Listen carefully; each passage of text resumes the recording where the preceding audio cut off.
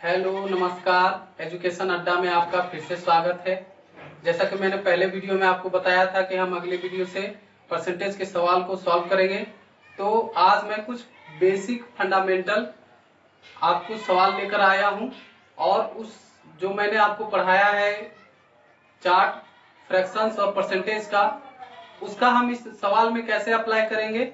तो चलिए स्टार्ट करते हैं, हम सवाल को सॉल्व करते हैं। सवाल को सॉल्व करने से पहले मैं आपको कुछ बेसिक फंडामेंटल चीज बताना चाहता हूं। वो फंडामेंटल चीज क्या है, चलिए देखते हैं। जैसे अगर कोई सवाल में बोल रहा है कि x y से 20% कम है, ठीक है, x y से 20% कम है, तो हम क्या करेंगे कि अगर 20% का वैल्यू क्या होता है, 20% का वैल्यू होता है 1/5, ठीक है। तो अगर x y से 20% कम है तो हमको y से ये कम है, ठीक है। तो जो डिनोमिनेटर होता है, फ्रैक्शंस का जो डिनोमिनेटर होता है वो हमेशा टोटल को बताता है, ठीक है। तो अगर हम y को 5 मान लेते हैं, ठीक है, तो x को ये जो न्यूमरेटर है ये इसी को कम या ज्यादा करना है। अगर सवाल में आपको जितना परसेंट कम रहेगा उतना आपको फ्रैक्शंस जब उस परसेंटेज का आप फ्रैक्शंस निकालिएगा तो जो न्यूमरेटर आएगा उसको कम कर देना। यानी एक तरफ अगर x है, एक तरफ अगर y है, तो अगर y 5 है, न्यूमरेटर कितना है 1, तो आपको एक क्या करना है, इसमें कम कर देना। तो x का वैल्यू कितना हो जाएगा, 4 हो जाएगा, ठीक है। ठीक इसी तरह अगर किसी सवाल में रहा कि x y से 30% अधिक है, 30% अधिक है, तो x जो है y से 30% क्या है, अधिक है। तो 30% का सबसे पहले आपको वैल्यू लिखना है। 30% का वैल्यू होता है 3/10, 3/10 होता है। तो अगर y को अगर हम 10 मान ले तो x कितना होगा, तो देखें मैंने पहले बताया था कि जो न्यूमरेटर होगा उसी को आपको जोड़ना या घटाना है। तो अगर y अगर 10 है तो x कितना होगा, अधिक है, तो जोड़ देंगे, कितना हो जाएगा 13, ठीक है। समझ में आ रहा है कि नहीं। तो ये बेसिक चीज है, ये बहुत ही इंपॉर्टेंट चीज है, इसको आप ध्यान देंगे। पहला मैंने बता दिया। एक और बात आपको ध्यान रखना है कि अगर कभी पूछे कि x का y% क्या होगा, x का y% क्या होगा, तो इसे हम कैसे करते हैं, x इंटू वाई बाय 100, है ना। परसेंटेज निकालना है तो क्या करना है, परसेंटेज को हटाना है तो 100 से डिवाइड करते हैं। x का y% कितना होगा, x इंटू वाई बाय 100, यानी x y बाय 100, ठीक है। और इसी में अगर पूछ दे कि x y का कितना परसेंट है, कितना परसेंट है, x y का कितना परसेंट है, तो x बोल रहा है, x को ऊपर रखेंगे, y का कितना परसेंट है, जिससे तुलना करना है उसको नीचे रखेंगे, और परसेंट निकालना है कि कितना परसेंट है। तो जब परसेंटेज निकालते हैं तो उसको क्या करते हैं, 100 से मल्टीप्लाई करते हैं, ठीक है। तो ये दो बात आपको ध्यान रखना है। समझ में आ गया आपको। चलिए चलिए अब हम सवाल पर आते हैं और सवाल सॉल्व करते हैं। तो पहला सवाल, तो चलिए अब हम सवाल पर चलते हैं और हमारा पहला सवाल है, यदि x y से 20% कम है तो y minus x by y और x by x minus y का मान कितना होगा। तो इसे हम कैसे सॉल्व करेंगे, तो सबसे पहले 20% का वैल्यू क्या होता है, फ्रैक्शंस में 20% का वैल्यू होता है 1/5। अगर ये y है, ये x है, अगर y को हम 5 मान ले, y डिनोमिनेटर होगा, y अगर 5 मान ले तो x 1 कम होगा यानी 4 होगा, ठीक है। जैसा कि मैंने पहले बता चुका है कि जब भी अगर कोई चीज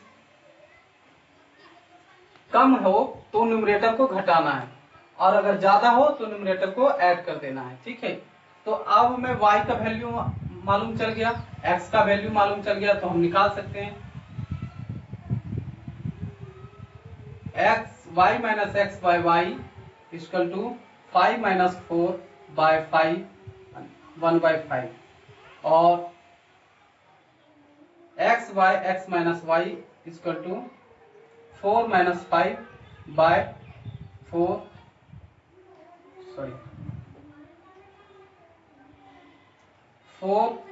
माइनस 5 इक्वल टू -4। ठीक है, तो ये हमारा आंसर है। चलिए नेक्स्ट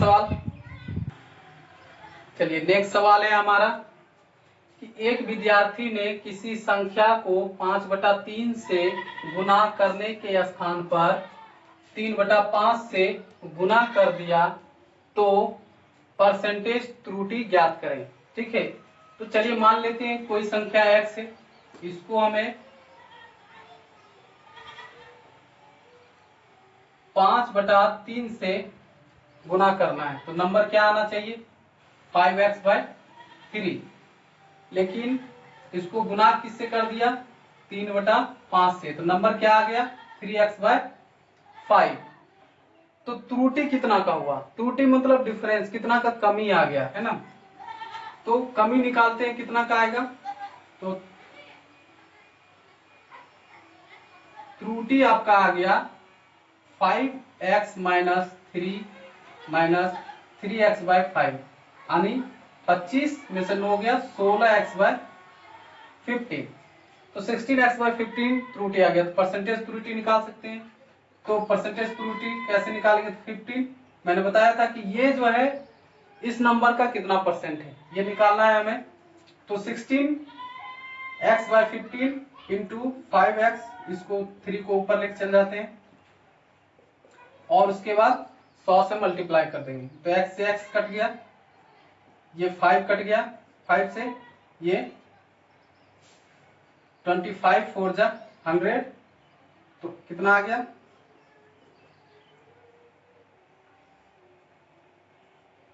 ये परसेंटेज त्रुटि है। ठीक है, तो परसेंटेज त्रुटि कितना आ गया 64%, ये हमारा आंसर है। तो चलिए हमारा नेक्स्ट सवाल है कि सी की आय बी की आय से 20% अधिक है। ठीक है, और बी की आय ए की आय से 25% अधिक है, तो सी की आय ए की आय से कितना परसेंट अधिक है।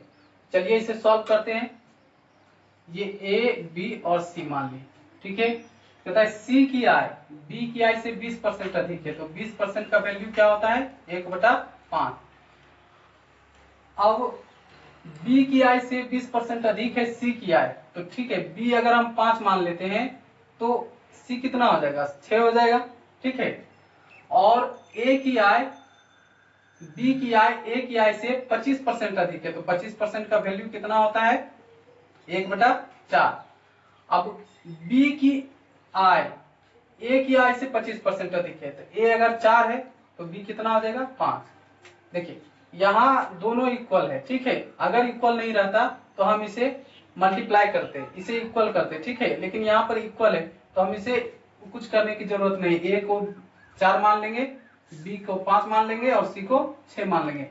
ठीक है, अब कहता है सी की आय ए की आय से कितना परसेंट अधिक है, तो सी की आय कितना है 6 है, ए की आय कितना है 4 है, यानी हम इसको ऐसे लिख सकते हैं 4 5 6 हो गया, तो ए की आय हो गया 4, बी की आय हो गया 5 और सी की आय हो गया 6, तो कितना अधिक है 2 अधिक है। 2 कितने पर अधिक है 4 पर 2 अधिक है, कितना परसेंट हो गया, तो ये 2 दूनी 4 और ये 50, तो 50% हमारा आंसर है। ठीक है, चलिए हमारा नेक्स्ट सवाल है कि यदि x y का 80% हो तो x का कितना परसेंट y होगा। ठीक है, तो x y का कितना परसेंट है, यानी x जो है y का कितना परसेंट है 80%। 80% का वैल्यू कितना होता है 4/5, यानी इसको हम ऐसे भी लिख सकते हैं कि x और ये y है, यानी x को अगर हम x y का 80% है ना, तो अगर y को मान लेते हैं हम अगर 5, तो x कितना हो जाएगा 4।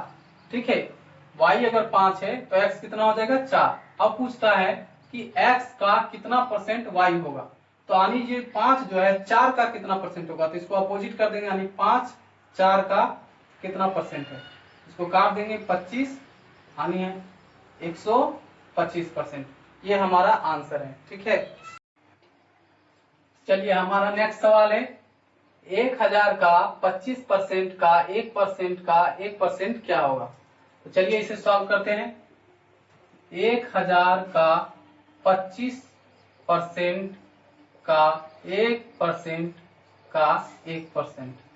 ठीक है, तो 2 जीरो से 2 जीरो कैंसिल हो गया, 1 जीरो से 1 जीरो कैंसिल हो गया, ऊपर हमारे पास क्या बचा 25 और नीचे हमारे पास 3 जीरो। ठीक है, तो कितना हो जाएगा ये 0.025, ये हमारा आंसर है।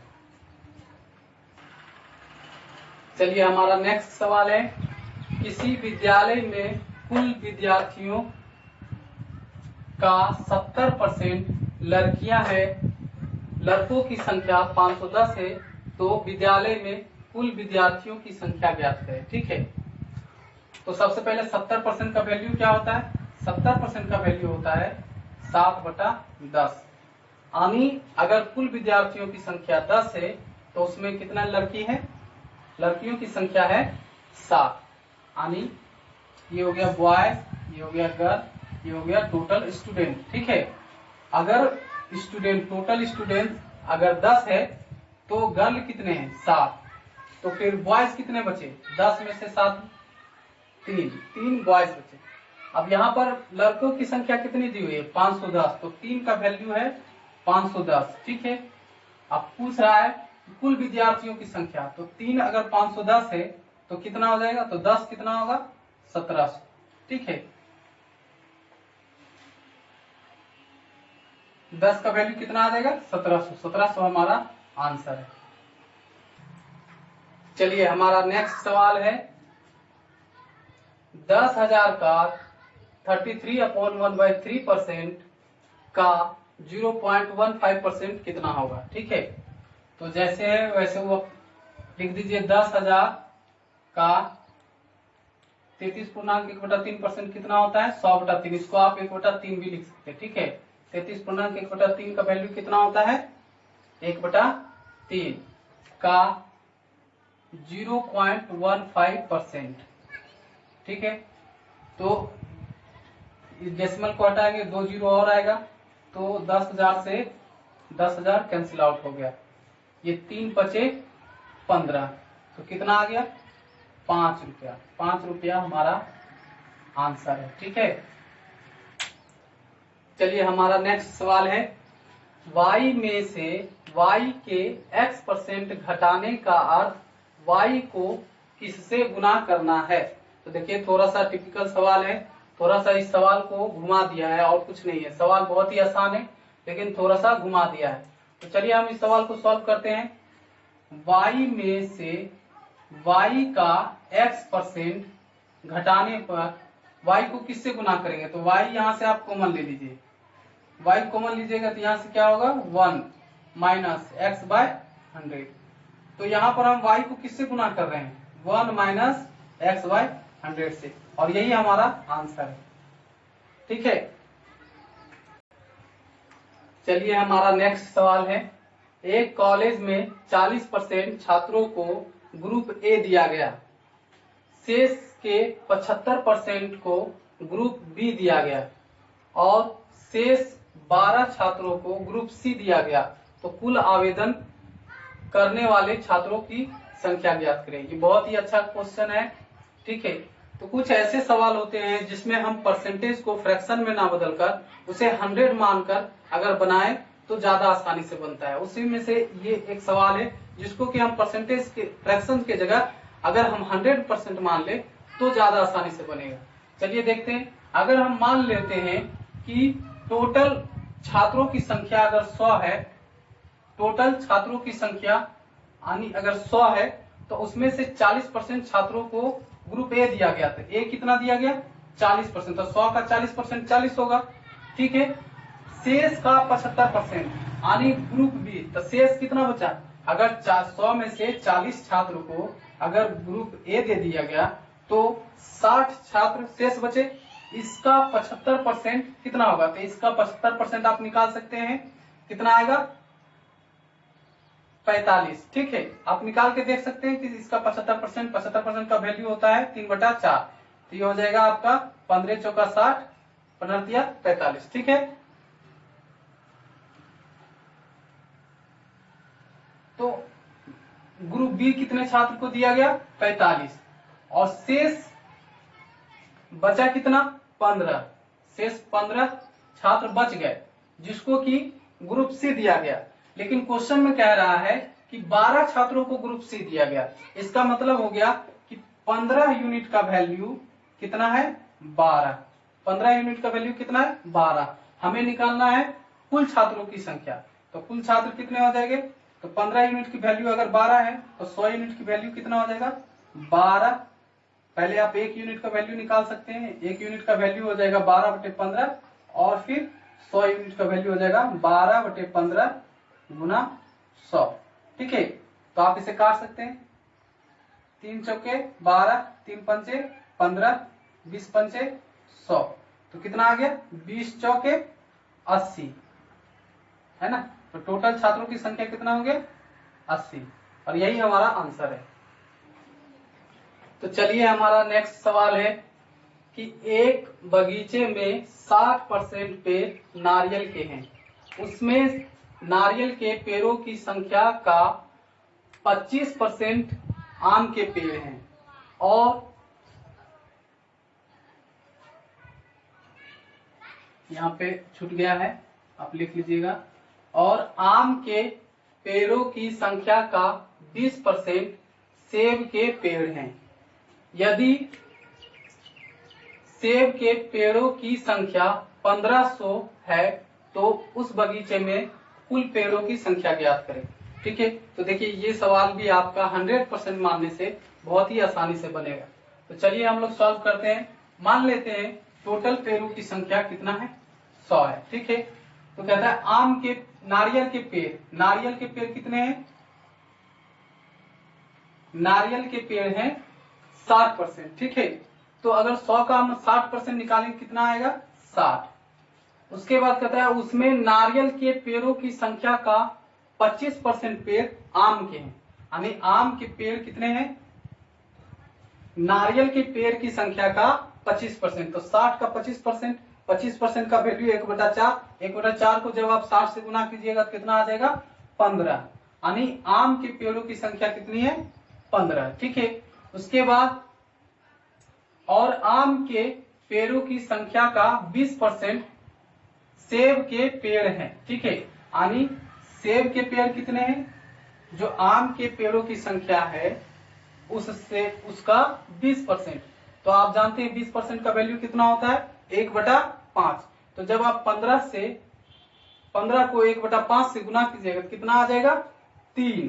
ठीक है, यानी 3 कितना है 3 जो है सेब के पेड़ हैं। लेकिन प्रश्न में कह रहा है कि यदि सेब के पेड़ों की संख्या 1500 है, यानी प्रश्न के अनुसार सेब के पेड़ों की संख्या कितनी है 1500, यानी यहाँ पर हमें 3 यूनिट का वैल्यू कितना दिया हुआ है 1500। तो देखते हैं 3 यूनिट का वैल्यू दिया हुआ है हमारे पास 1500, तो 1 यूनिट की वैल्यू कितना हो जाएगा 500। 100 यूनिट की वैल्यू कितना हो जाएगा 500 को हम 100 से गुना कर देंगे, यानी 50,000।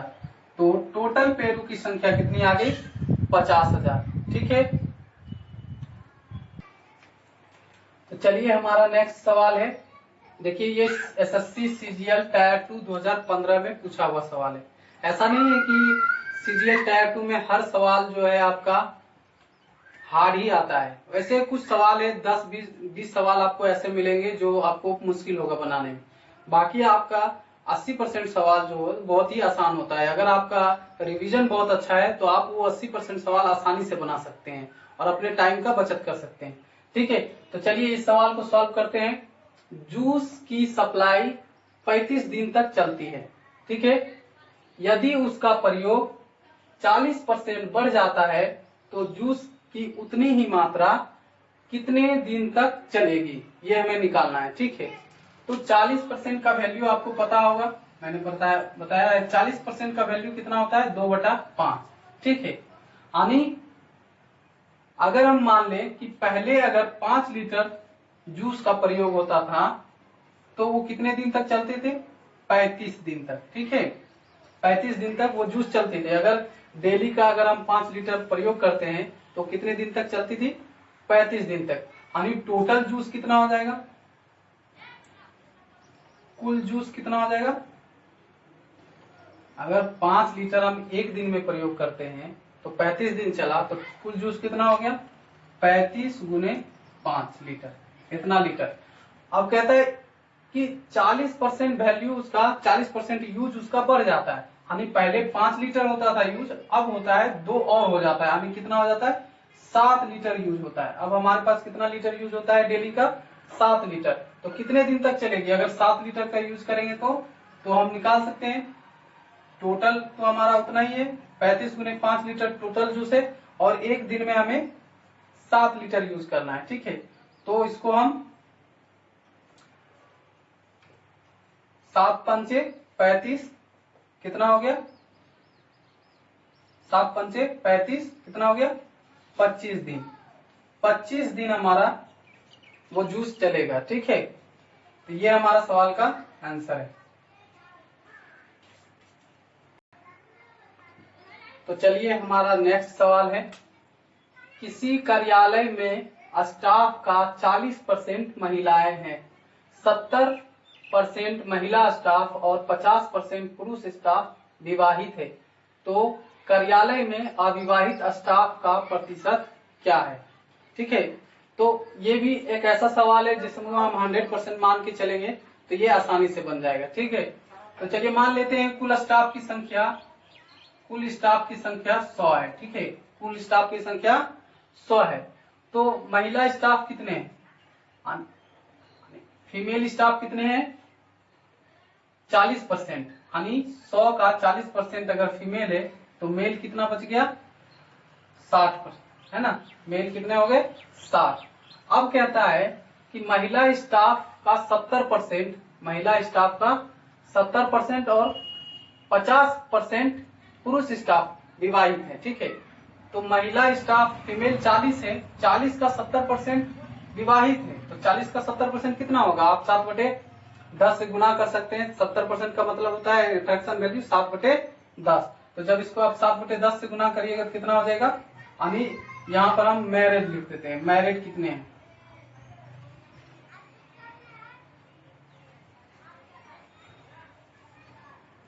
मैरिड कितने हैं? तो मैरिड आपको हो जाएगा इसका 70% 28 और इसका 50% 30, टोटल 58। 58 स्टाफ जो है वो क्या है? विवाहित हैं। ठीक है, तो अविवाहित कितने हो गए? अनमैरिड कितने हो गए? अनमैरिड हो गए आपके 58 में आप 100 में आप 58 घटा दीजिए, कितना आ जाएगा? 42। ठीक है, 42 स्टाफ जो है अविवाहित है। तो अनमैरिड के यहाँ पूछ रहा है अनमैरिड का प्रतिशत क्या है, तो आप परसेंटेज निकालने के लिए टोटल है 42 और अनमैरिड है 42 और टोटल स्टाफ कितने हैं? 100। तो 42 100 का कितना परसेंट है? 100 से गुना कर देंगे, 100 खत्म, यानी 42%। ठीक है, 42% स्टाफ जो है वो क्या है? अविवाहित है। चलिए नेक्स्ट सवाल है, 1.5 मीटर लंबी एक लाइन को गलती से 1.55 मीटर मापा गया, त्रुटि परसेंट का मान ज्ञात करें। तो त्रुटि परसेंट निकालना है हमको। ये देखिए एसएससी सीजीएल टायर 2 2017 में सवाल पूछा गया है। देखिए कितना आसान सवाल है। तो 1.5 मीटर लंबी लाइन है, उसको हम 1.55 मीटर माप दिए, तो कितना का डिफरेंस, कितना ज्यादा माप लिए हम? तो 1.55 में आप 1.5 को माइनस करिएगा तो आ जाएगा 0.05। इतना मीटर हमने इसे ज्यादा माप लिया, तो यही हमारा त्रुटि है। इसको अगर हम परसेंटेज वैल्यू निकालेंगे तो परसेंटेज त्रुटि क्या हो जाएगा? इसका परसेंटेज त्रुटि 0.05 है, कितना? 1.5। तो 0.05 1.5 का कितना परसेंट है? निकाल दीजिए। ये होगी आपका 00, ये 0, 2 0 से 2 0 कैंसिल आउट हो गया।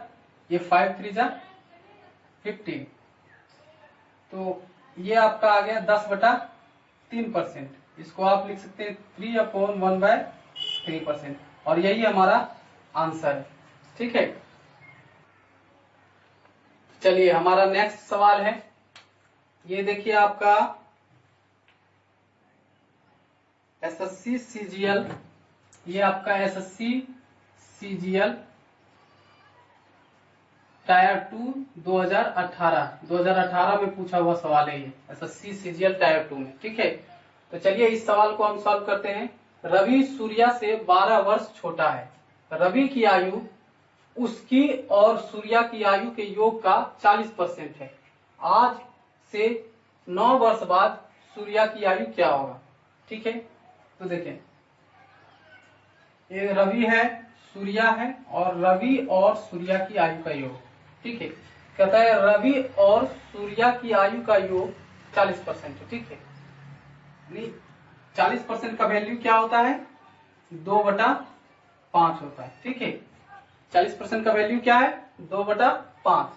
तो रवि और सूर्या की आयु का योग अगर हम 5 मान ले, ठीक है, तो रवि की आयु क्या होगी? रवि की आयु होगी 2।